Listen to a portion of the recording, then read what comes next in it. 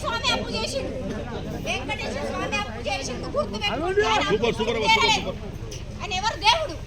కానీ మనము కూడా మనుషులమే కదా, ఒకరికొకరు హెల్ప్ చేసుకోలే కదా. అప్పు చేసిన మిత్తి ఎంత తగ్గాలి, 1 రూపాయలే. 3 రూపాయల కన్నా ఎక్కువ ఇచ్చిన, 10 రూపాయల కన్నా ఇచ్చిన ఏమవుతుంది? అది అన్యాయం అయిపోతుంది. అంటే ఎవరి మీద బతుకుతున్నారు? ఆ మిత్తుల మీద బతుకుతున్నారు. లంజ కొడుకులు.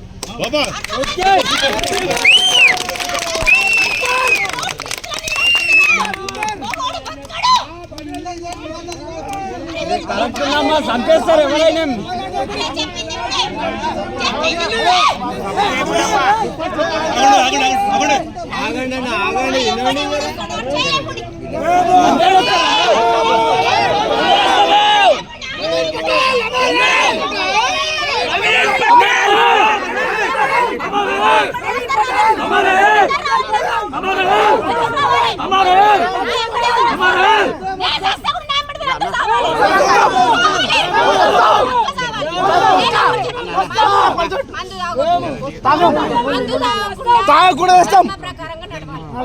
ఇది పటేలు మీకు న్యాయమో అన్యాయమో ముందు తెలుసు.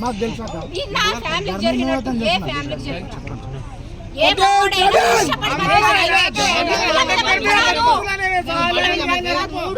5 రూపాయలు, 10 రూపాయలు, 20 రూపాయలు మనుషుల పశువుల మంది ప్రాణాలు, ఎంత మంది ప్రాణాలు తిన్నారు ఇప్పటికీ లెక్క చేసుకోండి.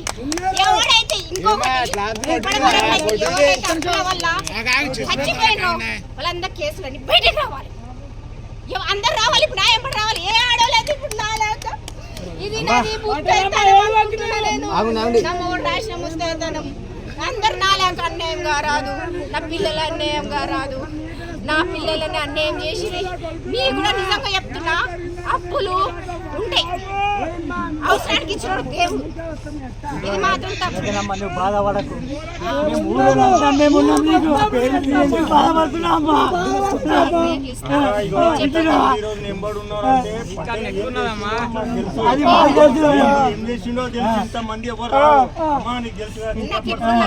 నాకు ఇంట్లో కూర్చున్నప్పుడు ఇట్లాంటి ధైర్యం రాలేదు. ఆయన కూర్చుంటే నాకు ధైర్యం వచ్చింది.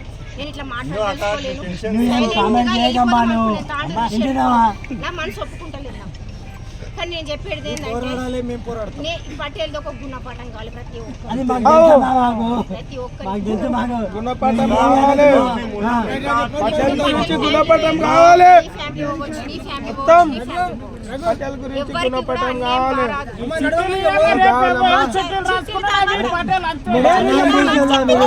ఆలోచన